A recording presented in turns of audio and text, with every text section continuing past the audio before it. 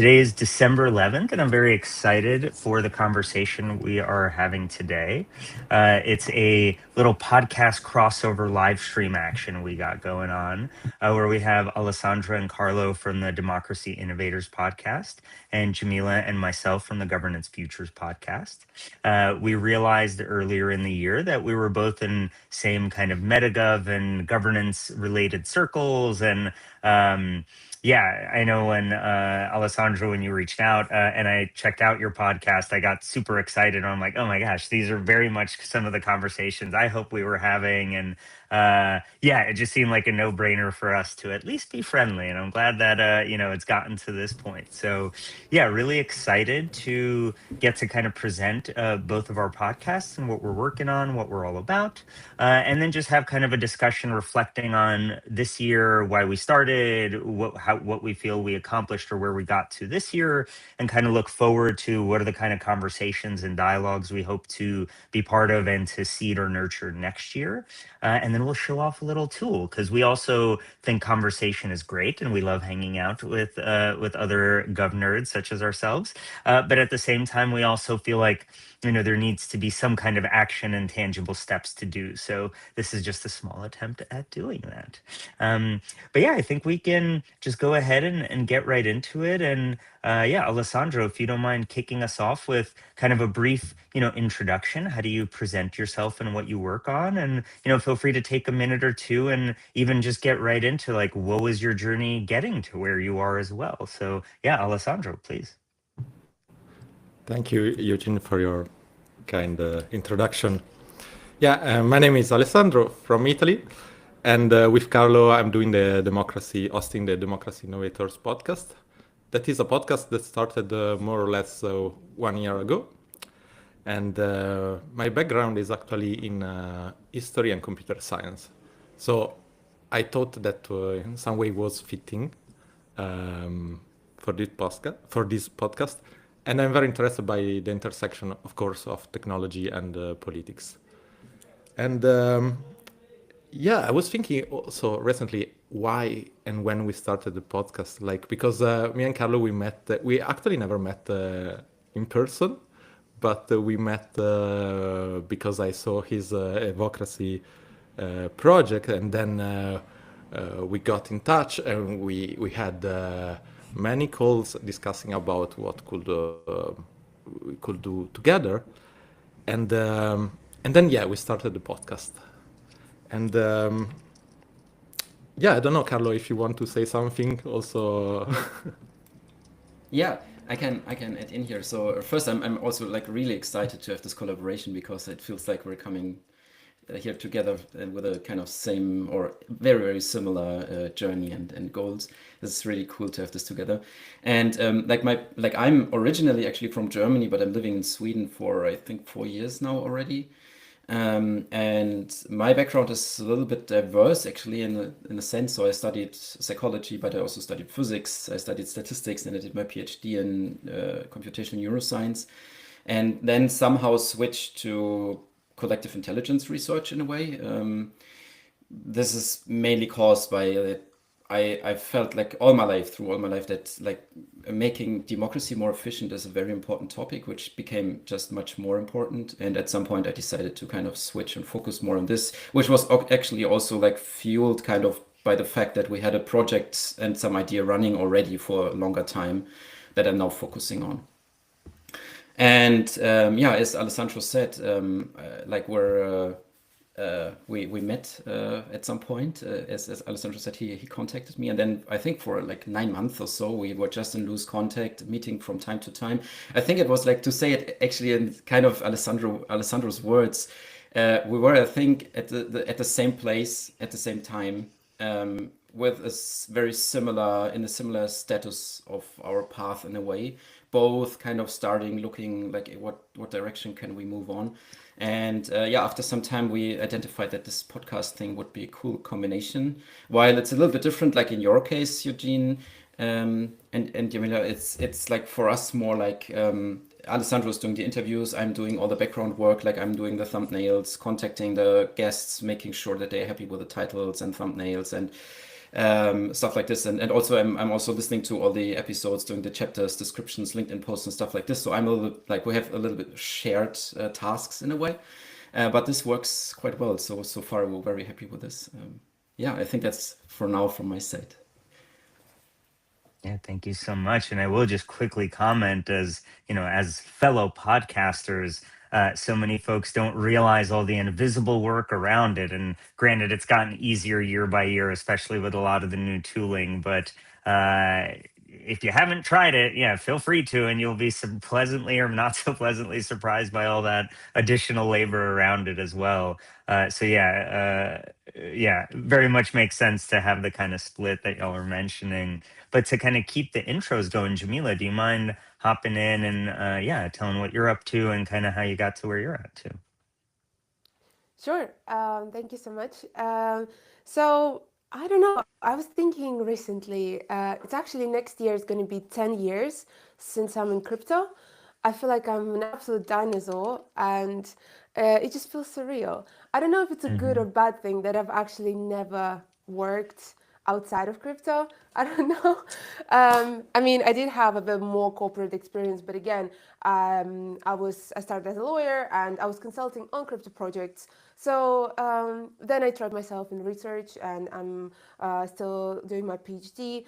I worked for some time as governance facilitator, and now I'm in the more project management side of things at Sky, and yeah, it's crazy. It's interesting. It's chaotic. I wouldn't trade it for anything. I still have troubles explaining to my parents and my relative what I do, but most of the time it's so exciting, and I feel like yeah, I just found so many like-minded people and friends. And one unique feature about our field, I guess, is that I just get to meet my friends all around the world throughout years in different locations, but just the ability to exchange ideas, to kind of feel like, oh my God, actually, I'm not a weird one. There's so many other weird nerds that are also sharing some of my ideas or sometimes challenging them, which is also exciting.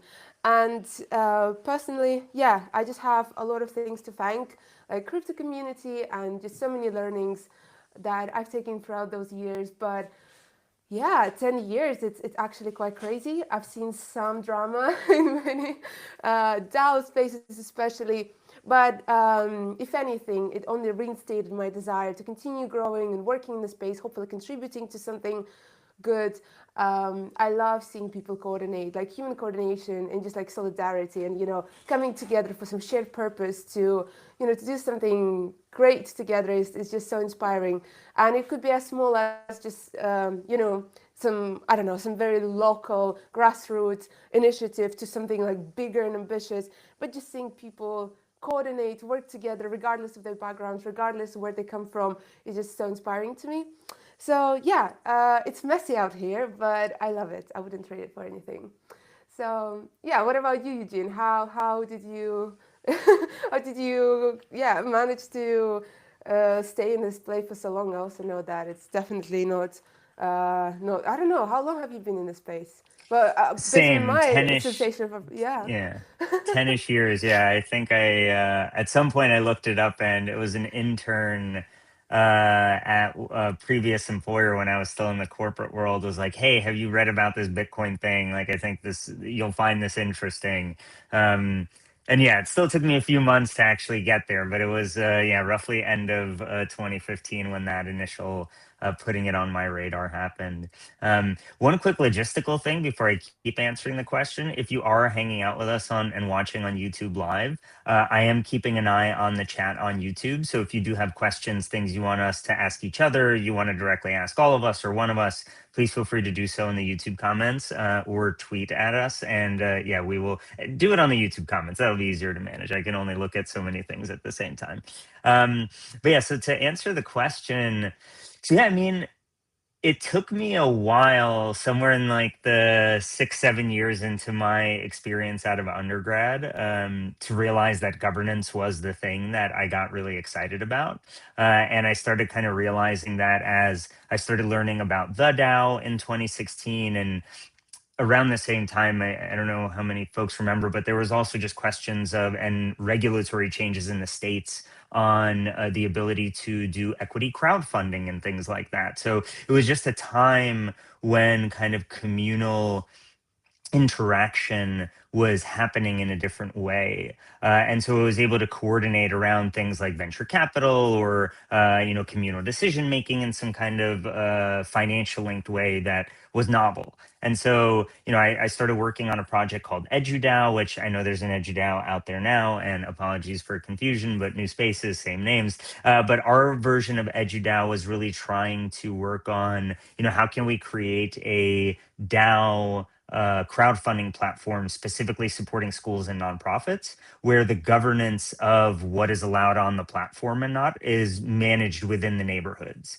Because I was working in the corporate world, I was on the board of a few nonprofits around New York City, and it was just very common that like the board of a group that is just meant to support a local community in the Bronx or deep in Queens or deep in Brooklyn, that actually most of their board members are like corporate fancy people from Manhattan who have no personal association with the with that neighborhood, who might not actually understand the direct needs. And so like this question of how do you give certain power to the people who who have the most context, and that looking into that design space really got me more excited about it.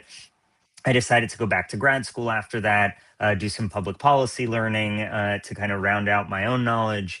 And then since kind of COVID times, or what was it, 2021, I made the full-time jump into Web3. So yeah, to your point, Jamila, depending on how one looks at it, I know I frequently criticize a lot of folks who have only had Web3 jobs. And I tell them, what would be great? Having a job outside of Web3 where you actually deal with humans who don't just have crazy Web3 expectations.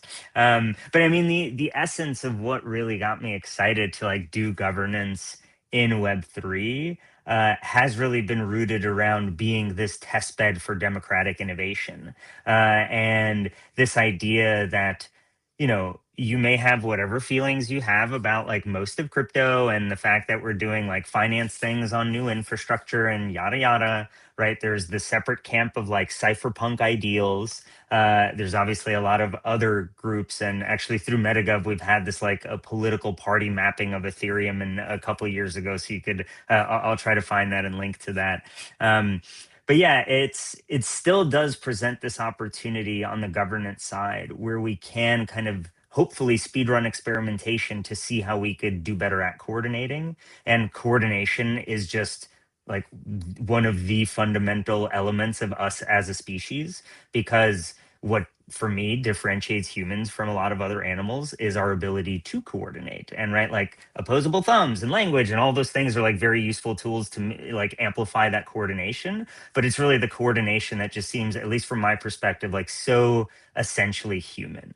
And with the way tech has been changing, especially in recent decades, like look at all the case studies in social media and how that's gone in different capacities, that kind of worries me. So it feels like experimenting more on the governance side can be this counterweight to what we're seeing as like broad centralization of authority and power in a lot of different contexts. And I hope that my dream of doing all the various things I'm doing is that this is a drop in the bucket of creating that counterweight, of like truly empowering communities to have their desires, their demands reflected in the actual power structures that we find ourselves in.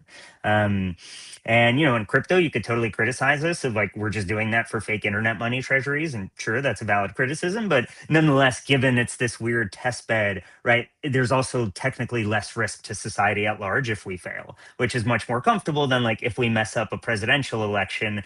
That's kind of a big deal, right? Like that, we should be aware of the consequences. And actually, last night I saw a tweet from Andy Hall where he talked about how prediction markets might influence presidential elections, and like actually wrote it out as if it's Mark Cuban versus JD Vance in the 2028 America election. And like they're super close. And he wrote out this thought experiment around it. But it just talks to me about the other side of tech and like what are the dangers of what is getting built and how it can be misused, which to me starts wanting to ask the next question of what have been some of both either the exciting takeaways from the conversations that y'all have had, Alessandro and Carlo. What are the questions that either or findings that get you most motivated, most hopeful, most positively looking towards the future? Or what are the things that came up this year that you're like, oh, I have no clue how we're going to solve that, or that really scares me, or what have been some of these takeaways from the year? If I can, I have one that is in some way connected also to the question from Alex Soto Digital. That his question is, or her question is, compared to when you enter the crypto ecosystem, are we closer to or further from the principles that triggered it? And because, I did my bachelor thesis in history about blockchain, and the title was Blockchain, Decentralization of Money, the Power and the State. And recently I had the pleasure to interview Bruce Schneier. Sorry for the pronunciation. And he said something like every platform software, okay, Bruce, that it is using blockchain can be way better without blockchains. And so I was like, because in some way I believe that it can lead to some decentralization of power. And so I'm very confused by this because, we have an expert that is saying something and he's probably right. He's the expert. And at the same time, there are, could be me, could be you, could be other people that believe that blockchain technology can lead to some decentralization of power. So it was like a moment of like where I am, what I'm doing. And then I thought maybe we are just looking at the same thing from different point of views. So maybe it's just this, like that it's something common, like something that we know that there is this separation of knowledge between people that study like very technical things, people that are interested maybe by politics and other things. And maybe this is the key. Maybe we are just, as I say, looking at the same object from different perspective. But I don't know, what do you think about it? No, it's a very interesting because like I joined Web3 and crypto because at that time as a law student graduate, I was disappointed with the political system and just the legal system and of my home country. And I wanted to, find refuge or find like-minded people who share same ideas that, well, maybe coordination can take a different shape or form, or maybe we actually don't need intermediaries or like centralized power to tell us how to coordinate, how to organize, and etc. And I feel like perhaps that's like I think we can talk for a very long time, like also following up on Alex's question, but it's always, I feel like it's just human nature. A technology pops up and I see very often conversations about, oh, well, now it's going to solve everything. And maybe it's just our human nature that we project certain things, or we very often seek for very easy solutions or answers. And it's normal, though, that some things sometimes being overhyped or just, overstated. And I remember back in 2016-17, every single company wanted to put their production on blockchain or whatever, to the point when I was interning as a law graduate, I was like, but why do you need blockchain though? Like, what is it? But like, why? You don't need it. And then I think after that initial spike of huge interest, which I think is something that is going around AI now, it naturally just kind of like corrected itself. And now we do see blockchain being used for so many amazing things that would not have been possible without it. But it's correction and it's normal. Do I get sometimes upset? Does sometimes like I have a very low outlook? Yes, it happens. I think sometimes like we try and fail. We see certain experiments fail, and I think it's normal as humans to be like, oh my God, well, it's not going to work, is it? But I feel like it's very important to also not just focus on negative examples. Is like to zoom out. Eleanor Ostrom would refer to this phenomena is that people just, we single out these negative examples because they just have maybe bigger impact. We watch news and everything that we see is just something negative happening. We rarely see actually something positive being, aired. And now I think it's more important than ever to focus on positive just usages of blockchain or decentralized coordination or like governance within Web3. And I think Eugene will maybe touch upon this kind of statement that governance of Web3 is dead, or is it? To me, it's not, and I think that it's normal. We evolve, we continue, we experiment, we fail, we try again. As long as we try again, I think we have a lot of hope. And that goes for decentralized coordination, that goes for alternative forms of self-organization, for DAOs, for governance in general for me. So yeah, sorry, I hope it wasn't too long, but Carlo, I'm also curious to hear your perspective based on your season, whether you have any points of reflection. Yeah. Thanks. So I can really agree to what you've said. Like with this hype thing, I have the same thing. Like as you mentioned, also with AI right now. I mean, in the podcast, there are a lot of people like talking about tools or perspectives on AI, like in a huge spectrum. From like we shall use it as an like supporting assistant up to it should take over democracy and all the decision making, and there's certainly this feeling of hype of the hype of this, and I think there is like it's we can go with it and we can observe what people develop and do, and there's certainly a lot of value also created in this, but I think a lot of things will also not sustain, and it's certainly not like the solution for everything. Actually, I think that, so from my perspective, to be honest, like when blockchain and especially Ethereum started, I became very interested in blockchain, because I also like felt like this is a new approach for coordinating humans actually. And in general, I like everything that is decentralized, but I was actually a little bit frustrated, to be honest, in this phase of ICOs and DeFi and all this stuff. It's actually to a certain part still ongoing, and it's kind of it was not serving that vision in a way. But I think below this threshold or below this hype thing that is, or financial thing that is still ongoing, there's, I feel, a new wave coming up, and for me it starts to become more and more interesting. This is also why my current research project is now in Web3 governance, and I would like to go more into this, because I feel like in the shadow of the AI hype, maybe blockchain has a new chance to develop some cool new things.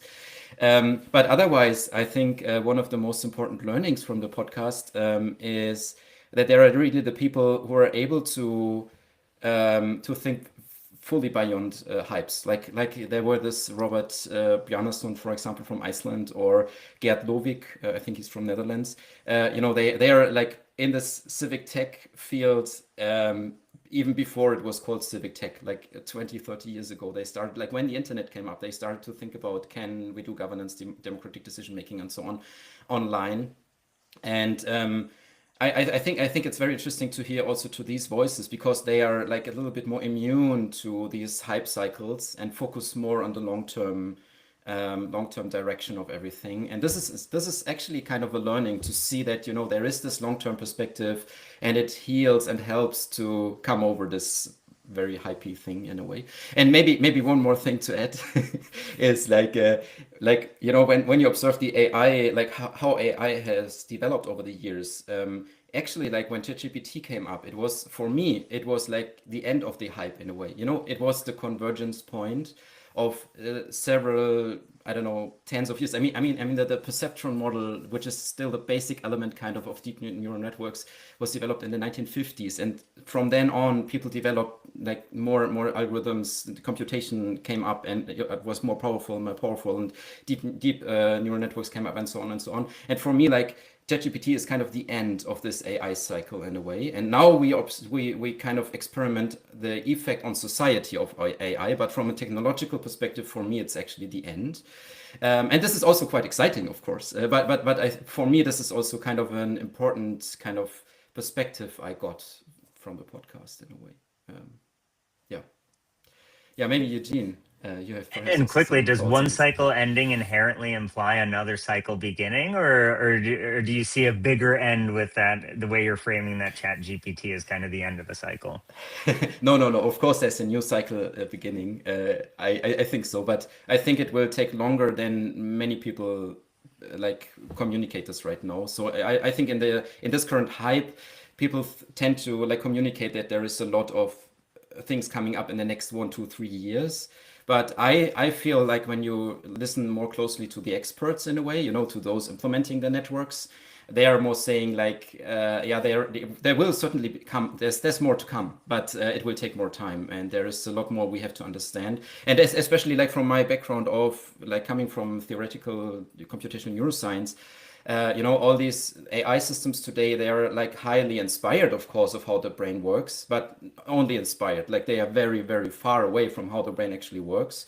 And there are a lot of things that we really need to understand first, also in way of how the brain works before we can do the new iteration. At least that's what I think. I mean, it might be that, tomorrow something is released and then I'm surprised and I was wrong. That's fine.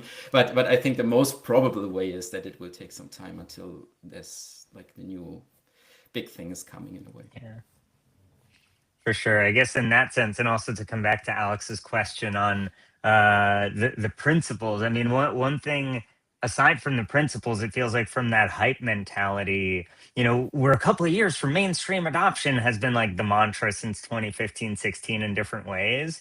And sure, we can see a lot more evidence of it with stablecoin adoption or banks getting involved or yada yada. But at the same time, when you take that lens of how old or new of a technology is this, and what could or should we realistically be expecting given its relative novelty. And even though the Bitcoin white paper was Halloween of 2008, right, digital money or different versions of that were already being experimented with for 2+ decades. And like the history of distributed computing and decentralized computing and everything. And anyway, so to directly answer Alex, the question about the principles, I think that's a really hard question to answer, honestly, in the sense that I think it is very easy to put on rose colored glasses looking back and say that Ethereum exists because cypherpunk stuff or the Trustless Manifesto that came out recently, or whatever set of values that personally speaks to someone, and like that is part of what attracted me.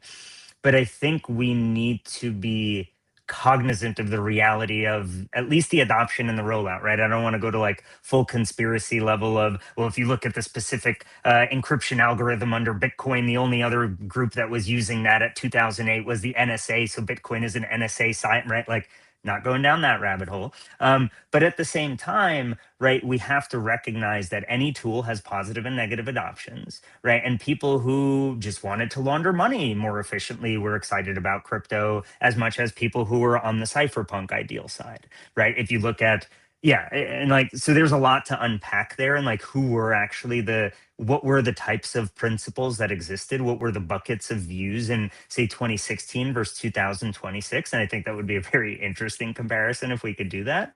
But to dwell on the cypherpunk ideals, I do feel like aside from Vitalik, the amount of like core founders of major projects who are hammering on the cypherpunk side is definitely a downward trend. And like just history of business and money also makes sense that a lot of people that when you're doing your first startup and you're full of energy and you're in your late teens, early 20s, whatever, you're more idealistic, you haven't had years of being beaten down by the world yet, etc., right? Like you can come at it with a certain energy and vigor, and then at a certain point you realize of like, oh, but my VCs or my backers or some version of other structures that are bigger and don't give a shit at all about my principles but do really care about financial outcomes. And all of a sudden you go from your net worth being zero to something to whoa, I have commas behind my name, to whoa, I can have many commas behind my name, right? Like there are other dimensions of these journeys that we can't take lightly. And it's very easy to like sit and criticize someone. But then, you know, like I feel like in the last few months, there have been a lot of like, why are core EF people going to work at Tempo or some of these other projects? And I think there's reasonable criticism and discussion to have there. But at the same time, if you've just been grinding away at open source software, getting paid like not comparable industry rates as a developer, meanwhile, everyone around you who isn't sticking to their principles in that sense or becoming wildly wealthy, like I get why you're going to jump ship at a certain point and want to catch up and like just have the comforts that they have. So it's just such a loaded question in so many ways, but I do hope that in this kind of coordinated push of more governance experimentation that I know I feel like everyone on this call and a lot of our circle generally wants to keep hammering on about, that there is that desire to keep things rooted in the community, in the people. And to me, that like sticks to some of those core principles. But I think the financial interests and the maturity of the space as being ready to play in TradFi is absolutely shifting a lot of those principles in a certain way. I mean, I don't know. What is the feeling for others on the call? Like, does that kind of change check out? Do you see other elements of it that's kind of caused that change or other concerns around it? So, I would like to. yeah. Yeah, go ahead, Carlo. Okay. Okay. Yeah. Actually, I see one. I mean, I don't know if it's new actually, but I see like under the surface, I see some projects coming up in the blockchain space. I just did a kind of literature research in the last 2-3 weeks a little bit because I wanted to identify blockchain projects that are kind of suitable to run more complex software or applications in a decentralized way, like the scalability problem in a way. I feel there are some projects like there. For example, there's Arweave. I think we even had like Tate, who's working with Arweave, like this is kind of an interesting project because they were just this year releasing this Hyperbeam addition to the AO system. Like they have a whole like universe of different tools, and I'm not don't understand everything right now, but there's a whole complexity they have built and they're still building, and they still like working on the dream of making like decentralized infrastructure scalable in a way. And I think they're actually quite far with this. Not saying that they've reached their goal, but you know, they're going in a good direction.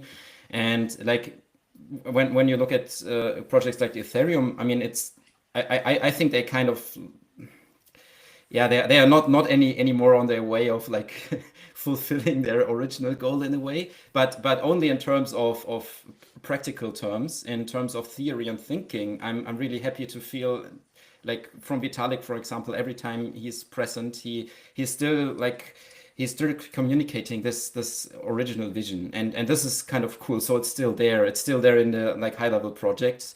And under the surface, there are other projects that try to move forward and build new paradigms, actually, how it could work. And I'm actually quite confident that in the next few years, probably not too far away, there will be first projects that kind of build a second generation of blockchain systems, maybe. So yeah, I mean, it's perhaps a mix of an observation and a hope, to be honest. But yeah. I wanted to follow up on this and also kind of tie back to some of the findings from our first season, or maybe some myths that I debunked for myself at least. The first one was technology as governance, and especially in conversations with Angela Walsh, Ellie Rennie, I think, and other guests, we've explored this idea that, well, yeah, I mean, blockchains or whatever, you know, like as good as the system might be, it doesn't replace governance. So technology can help assist us, but very often it also can shift, you know, this notion where the power sits and make it even less transparent. Second finding that really stuck with me is this kind of tension between decentralization and control. And we had the chance to speak with some of the industry people. We spoke to Lido, to Arbitrum representatives, and we were just, trying to explore where does that line between decentralization, control, efficiency lies. And I don't know, I feel like many guests highlighted in our conversations that legitimacy is so fragile. And I think it requires it's a process. You can't just legitimize something, legitimize your governance framework once and then just run with it. And then I think one of the last things is the importance of culture. And I think, Eugene, you mentioned culture already, is how inherent it is to institutional resilience. And especially our later episodes in the season one with Sefre, with Amber Case, with Holkim Schwerin, kind of showed us that governance succeeds not because rules are perfect, laid down, on chain, automated, but because there are people who operate within those rules, and they share norms, they share knowledge, and those kind of stories, they create that sense of purpose. I think it's also like the last thing I'm going to say on that is that governance is an evolving practice. And especially in crypto, I feel like, I don't know, 1 year it just goes, I don't know, like 5 normal corporate years. Because to think where we started, like where I started in 2016 or where we're at right now, what conversations are taking place, it's so different. But if anything, it provides us so many opportunities. And that evolving practice requires participation. It requires experimentation and humility. And I think also this knowledge sharing. Not something deterministic, like just the, like, whatever, roadmaps, but rather adaptive systems. And I think also to the points that were brought up before, I have maybe a controversial take on, like, again, going back to Alex's point on what's changed. I think it's fine to have leaders or to have, pioneers of the vision that sets out certain values, and we tend to follow people with, who have what it seems like their idea figured out. In crypto, of course, Vitalik is one of the leading voices. But I think it's also very important for us to also educate ourselves and also evolve and, share that knowledge, educate ourselves, do our research, not just rely on somebody is leading your governance or somebody is deciding for you what your governance should like or what is the governance strength right now. Because it would be, let's say, Vitalik aside, some of the problems I think in crypto space is that some people joining projects and then they realize, oh my God, actually they promised one thing, but then they delivered another. And it's fine if you're an investor, but if you are an active participant in governance and you just don't participate in that, and then you just wake up one day and you're like, oh, but how did you should take the responsibility on yourself to also form part of that and not rely on somebody leading you there. So another thing is, I think, it is spreading of education and also not falling for propaganda that everything is doomed. And, don't listen to pessimists and to people who try to just reduce everything to very simplistic terms, to divide everything in black and white, or just say, oh, this decentralization dream is just like a bunch of hippies. No, it's like real ideas that are being actually transformed into real projects. We have to find this thin balance. It's very hard. It's like an ongoing craftsmanship, the way I see governance. But this is why it's so exciting, because if it was so easy, probably we wouldn't have had so many conversations, so many experts, it's like building democracy. Is it easy? No, the idea is pretty easy, but go ahead, try to make it work. We still, centuries later, trying to make it work. And some countries maybe are more successful than others, but we have so many examples of, just absolutely falling on the basic assumptions of democracy that someone would think that we should have figured out in 21st century. And Alessandra, I'm just curious what your takes on, maybe just the conversation you had with your guests. Because, for example, Håkan Schwerin told us that you always should find this kind of resilience and strength within yourself to fight whatever that might be, oppression, censorship, pessimists. Do you have any takes or maybe some of the inspirational perhaps insights based on your conversations with guests. I actually have some thoughts because all of you said interesting things. And one it is that many times we look for the immediate change, but we forget that historical process take a lot of time. We're used now with technology every 2 months there is a new version of ChatGPT, whatever. But then we are always the same, and we take a lot of time to change. And so like we had the Industrial Revolution, but then it took like a lot of time to really spread around Europe. And then another thing is is related to what I was saying before about like blockchains, seeing blockchain from different point of views. And so I was wondering, and this is a thought I also had for other things, but like if we shouldn't like maybe change the name, because now we are like saying blockchain, and for someone it means like decentralization of power in using technology. And for other people it means something else, because if you look at the blockchain term, and for you it represents, I don't know, a technology that uses proof of work. And so proof of work, it means that if you have a lot of computational power, then it's not really decentralized, because it's decentralized at physical level, but not at a logical level. Then blockchain is not useful to decentralize power. And so I thought about, add some thoughts about it, and I don't have an answer. And related to your question, Jamila, there is this question that I was asking to a lot of guests, and I think maybe Carlo is. I mean, why people do not participate? This was the question. Because yeah, I think it's very important, like, to take care of the place where we live in. Could be like the city, the neighborhood, could be also a WhatsApp group. And yeah, people do not participate. And then I thought, I also, we had some guests that they were saying like, maybe it was, yeah, by the way, he was saying maybe asking this question could be a little bit paternalistic in some way, because people are living their lives, and maybe political life is not part of what they do. And so now I'm wondering how to bring, like, let's say, participation in the things they are doing. There was like the last interviews that we recorded, and so it's not published yet, from Samuel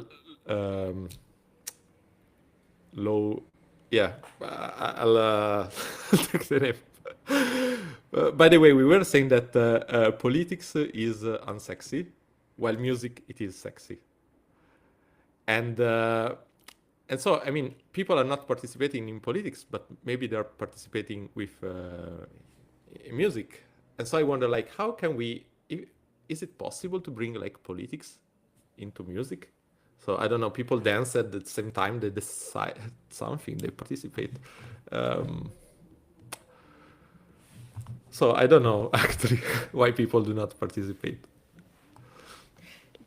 Maybe I can add a small like controversial point here, because I actually believe like that it's not necessary that that everyone is participating in a way, or that huge amounts of people that participate. Like there's this one interview, I think it's 2-3 episodes ago, with Thiago Paixotto, and he was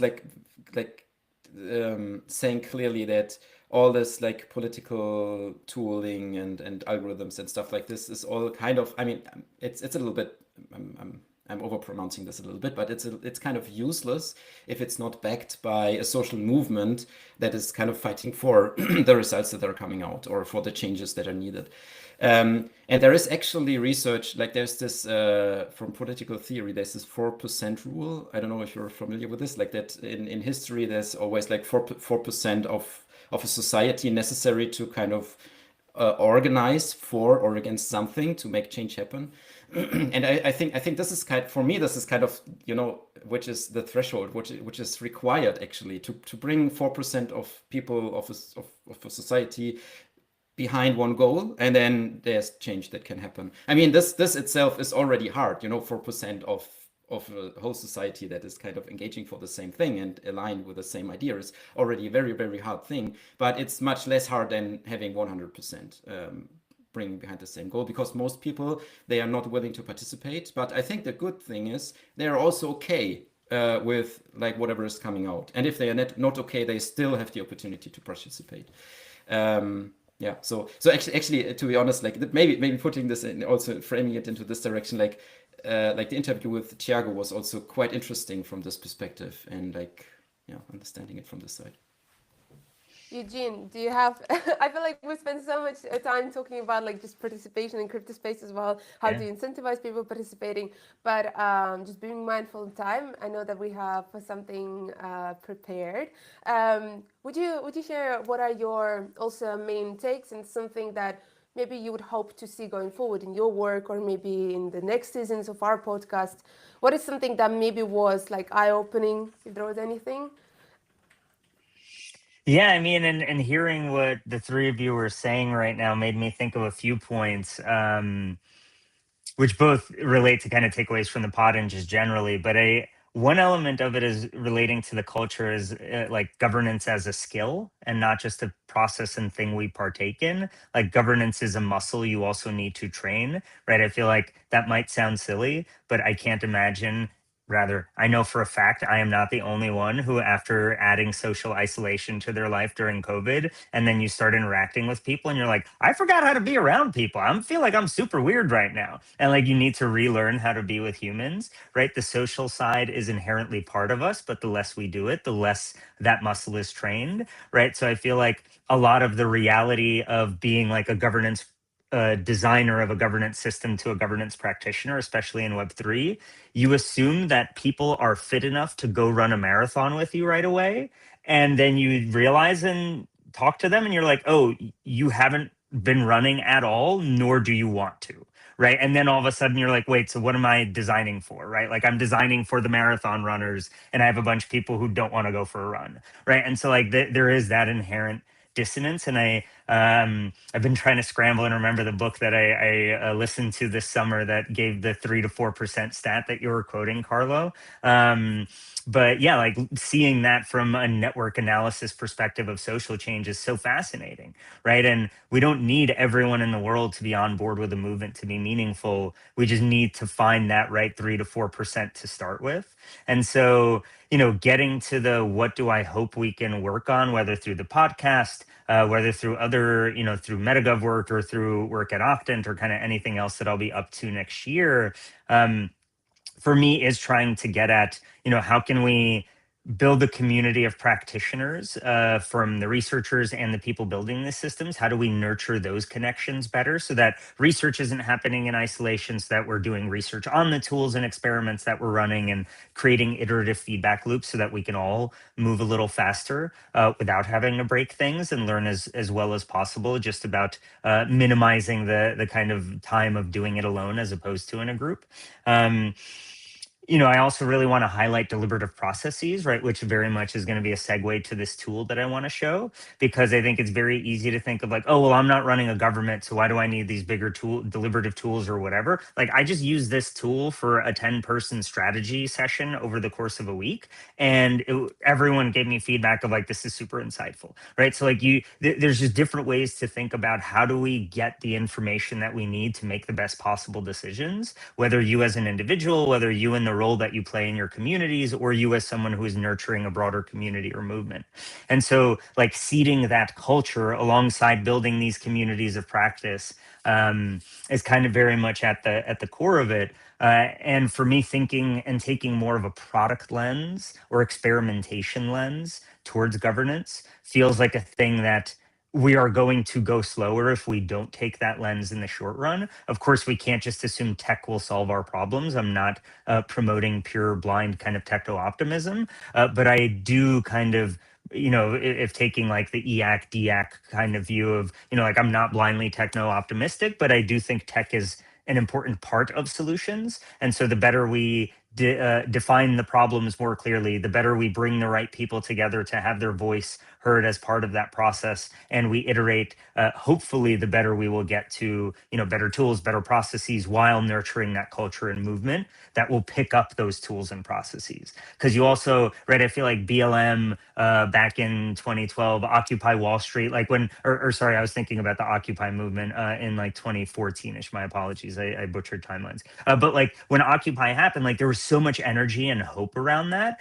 And then it was like, oh, the tools aren't there for you to actually do this at scale. And like a lot of groups just kind of like fell on their face, and it was disappointing to a lot of people. And so like that's a bummer. And so I feel like as people who are building the tools or who are closer to being in that tiny niche, one way I think of it is like, how can we get ready for when that movement happens, right? Regardless of whether or not we're also part of building that movement, we should be connecting to like those forces of the people building in their tiny little niches and the large scale like social movements that we want to get to. Yeah, so I think Can I just if it's a tune in and before we so please, because please. in our podcast we have the little thing, we have like a signature question at the end of every episode. We ask our guests just questions, and then so the signature question is, what is the future of governance? I just want to take opportunity and ask you guys, what is democratic governance for you in one word? And if you don't mind, maybe just give me one word. And I also think, what is it for myself as well, because I don't have a pre-planned answer. Should we start with, I don't know, Carlo, do you want to go first? What is democratic governance to you in one word? Coordination. So I would actually go back to Eugene and say coordination is the word. Now I need a new one. Participation. But yeah, participation, I would say. Coordination and participation, so they fit together. I don't know if this Eugene? is cheating because this technically incorporates the other two, but just to not repeat, I'm going to go with community. Right, you guys made it very hard for me because I was like, okay, what is left? Yeah, I feel like, yeah, I would also say tolerance, adding to all the things that you said. Tolerance of different opinions, stands, tolerance, because I have a sensation that very often we just draw this kind of like us and versus the others, and tolerance around just diversity of our backgrounds, perspectives, contexts, based on just and to add to the community, to coordination. But I can go for hours on this. To you, Eugene, what do we have for the last 10 minutes? Yeah, so I'm gonna pull up our tool. I'll drop a link, and I'll also have a QR code in case you want to follow along in real time. I do also just want to call out, because I see one person left a question that I will crudely reduce to kind of the intersection of religion, spirituality, God, and how that does or does not interface with governance systems, or like the reality of change and accountability. That feels like a super deep question that I actually have follow-up questions on to make sure I would be answering the right question. So not trying to deflect, but please, and apologies if I'm butchering the intended pronunciation here, but SOSID581, if you do want to have more of that conversation, please feel free to reach out on Twitter, and happy to kind of focus on something like that as a standalone, because I don't want to do like a 30-second disrespectful answer towards a huge question like that.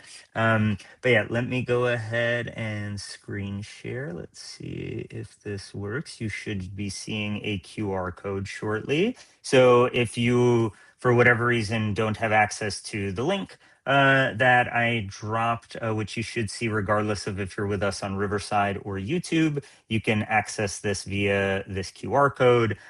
This will be open technically indefinitely the way the tool is designed, but I will personally keep track of this through Sunday. I think it's December 14th.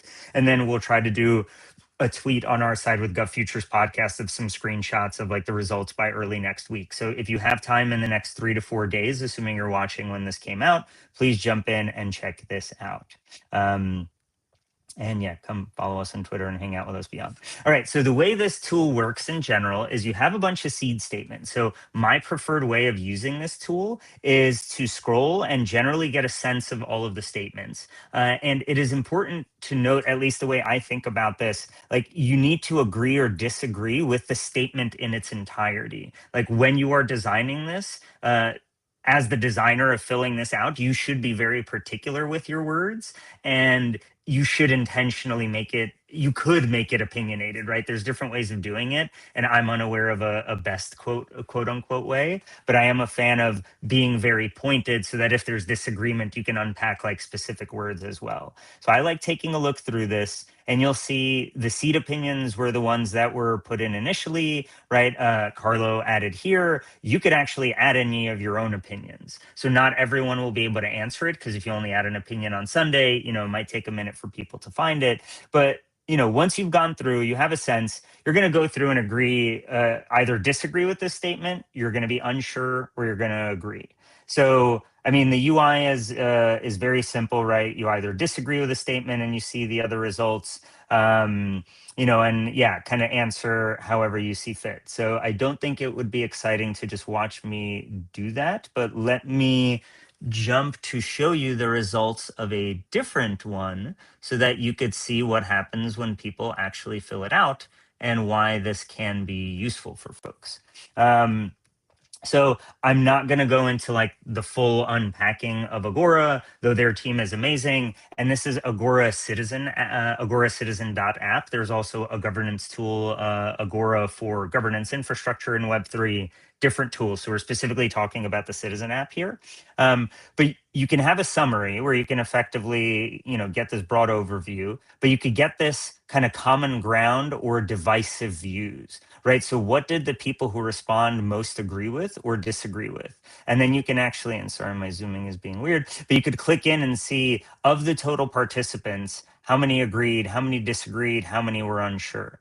So just to give you a sense of like what these color mean, blue means who agreed, the middle is unsure, the darker gray. This yellowy orangey color is disagree, and this lighter gray is people who did not answer that, possibly because they did not see it, right? If not, all the seed statements are there right away. So where this has felt very useful to me is if you're like, hey, I know if I just ask in a survey form or just ask people point blank, do you agree with A or B? It's like a low fidelity question, right? Like you have to like really talk to them and get information out of them. So where I find this useful is once you have a bunch of opinions. So like the way I use this in a strategy exercise, I did one-on-ones with everyone involved. I got their initial set of opinions, and then to put them in conversation with each other, I created about 50 seed statements, had all of them fill it out, and then we had a discussion about it, right? And the feedback I got was like, oh, well, I had a vague sense of what everyone around me thought, but I didn't actually know. I thought this was a full agreement from everyone. I didn't know there were some dissenters, or I had no clue that it's only one dissenter, or actually, like the community is almost split on it.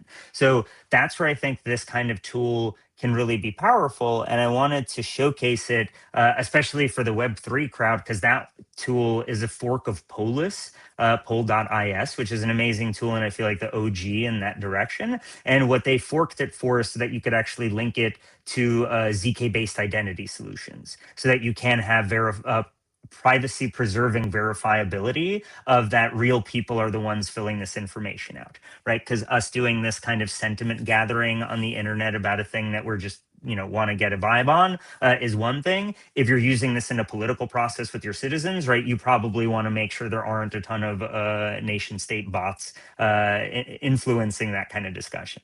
So yeah, coming back to the like, what are we excited for in next year? I want to get people experimenting with more tools and understanding where they work and where they don't work and how we can best support each other in that kind of learning. So if that kind of stuff is of interest to you, please do reach out. Please fill out this Agora conversation. I'm going to fill it out too, and I know all the four of us will. So I think it's going to be exciting just to see like, what's the vibe, right? And this isn't the only way to use the tool. So if folks find, and I would love to hear kind of as we start wrapping up, like where do you hope or do you want to do, say, given we're technically have a minute left in the scheduled time, but to kind of wrap, like, where do you hope people will experiment with tools? If you could get communities to run any kind of experiment, what would be one that you would want to see next year? And maybe we could end on that.